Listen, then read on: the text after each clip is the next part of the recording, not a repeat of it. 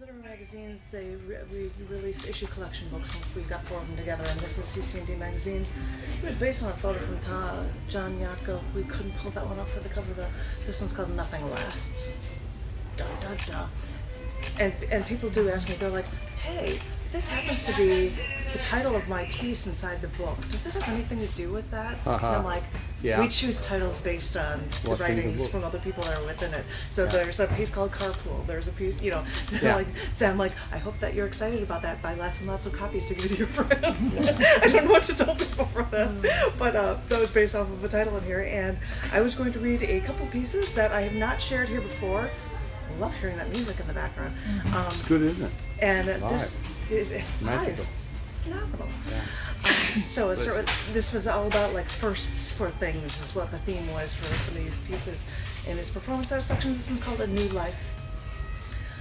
A new life, a bundle of joy, your flesh, your blood, your love, your life. This little child, an individual, is yet an extension of you. A new life, a bundle of joy, your hair, your eyes, your laugh, your cry.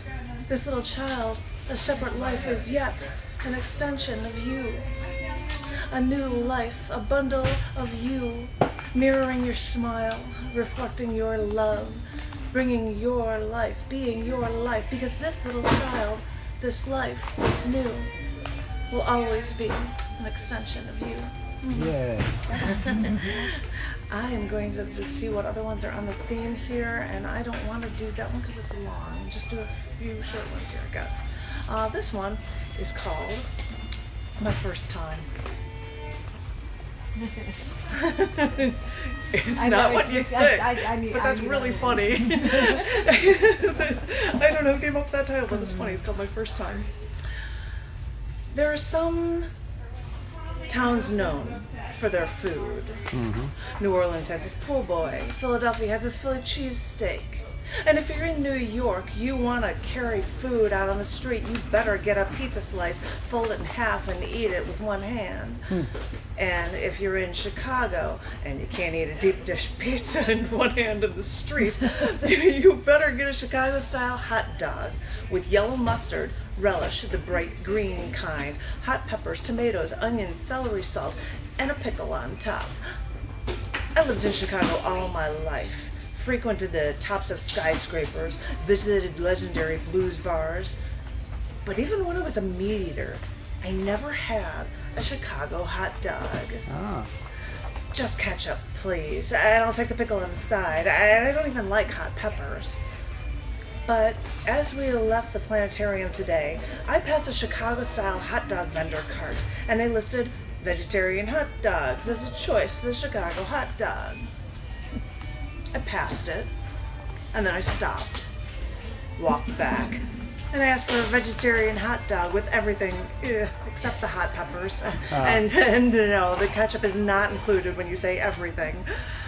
And when I got my paper-wrapped vegetarian Chicago hot dog, I was tempted to pull the pickle away, and they had to remind me, no, that's a part of the Chicago hot dog. So I put it all together, took a bite, and then I took another, and another, and I thought, I've been missing out on this fantastic Chicago tradition all my life. I heard the Chicago hot dog started during the Depression because it was something cheap that you could sell on the street, and it was a full meal. Meat, bread, vegetables, all at a reasonable price.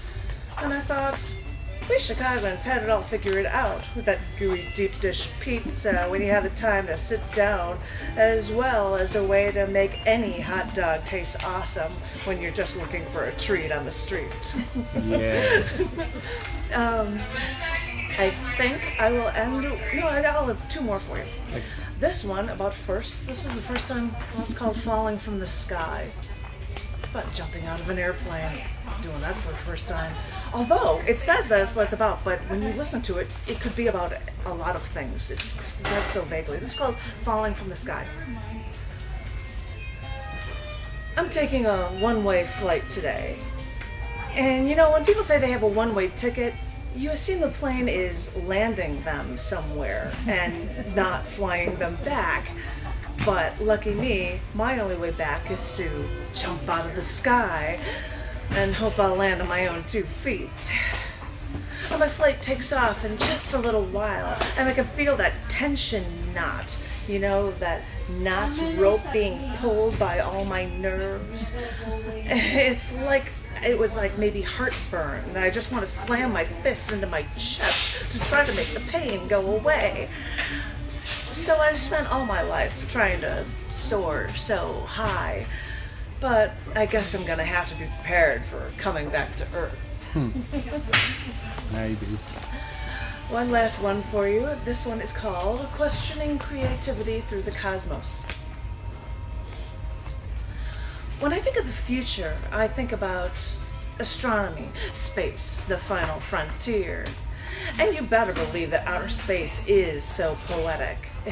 And it's all about the art. NASA even had an artist in residence who learned that astronomers estimate the moon's orbit every year pulls the moon farther and farther away from the Earth. Aww. So, if you remember the moon looking so big when you were young, well, you may have been right.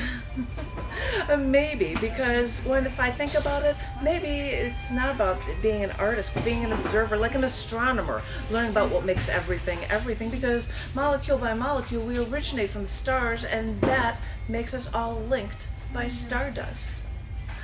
And like all the gazers who love astronomy, I assume I'll ever actually go into outer space. But then it occurred to me, I have. Ever talked on the radio or ever appeared on TV?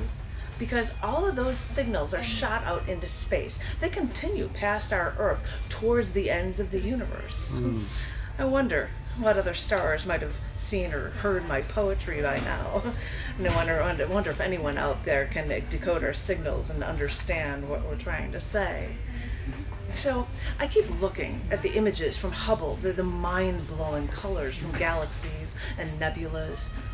But NASA's artist in residence talked about those telescope photos because those images, when they come in, they're all completely digital. A series of ones, a series of zeros, and they contain no color at all.